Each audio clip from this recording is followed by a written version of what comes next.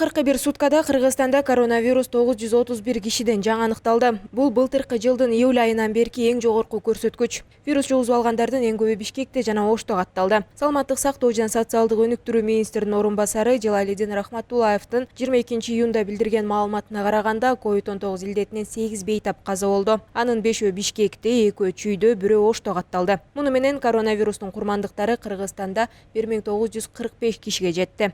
Мурда ооруп жаткандардын ичинен 522 киши сакайып чыкты. Коронавирус пандемиясы башталгандан бери Кыргызстанда 116.546 киши вирус жугузуп алды. Анын 105.932си сакайды. Учурда 2436 киши стационарда дарыланып жатат. Алардын ичинен 93 бейтаптын абалы өтө оор экендиги кабарланды.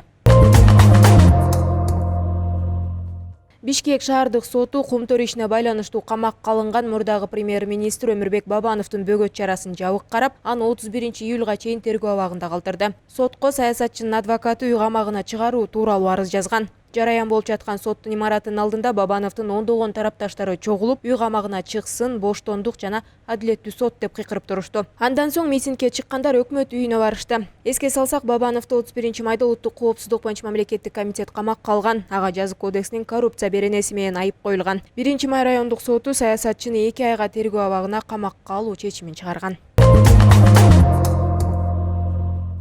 Кемин районунда адам өлтүрүүгө шектүү кармалды деп билдирди бүгүн 22 июнда Чүй облустук ички иштер башкармалыгынын басма сөз кызматы. 21 июнда саат 17:15 чамасында милицияга телефон чалуу болуп, Токойдо жаш кыздын денеси табылганы айтылган. Анын денесинде күч колдонулган белгилери бар болчу. Окуя болгон жерге ыкчам топ барып, бул факт жазык кодексинин 130 беренеси адам өлтүрүү менен катталды. Ал эми кечки саат 6-га жакын жергиликтүү тургун милиция кызматкерлерине кайрылып, 2005 жылы төрөлгөн кызы жоголгондугун билдирген. Ал үйүнөн 21 июлда эртең менен чыгып кеткен бойдон кайрылып барган эмес. Кийинчерээк Токойдон табылган маркум 2005 жылы төрөлгөн. Милицияга кайрылган аялдын кызы экендиги такталды. Апасынын айтымында маркум эртең менен мектепке 9-класста аяктагандыгы тууралуу күбөлүгүн алуу үчүн жөнөп кеткен. Саат 11 чамасында кошунасынын телефону аркылуу алардын талаасындагы сугаруу иштеринен кийин үйгө бара тургандыгын айткан. Ошол бойдон дайыны чыкпай калган. Көп узабай Кемин райондук ички иштер бөлүмүнүн кызматкерлери тарабынан шектүү кармалды. Мурда алдамчылык жана бейбаштык менен сот жообуна тартылган 1979 жылы туулган Жаран убактылуу кармоочу жайга камакка алынды.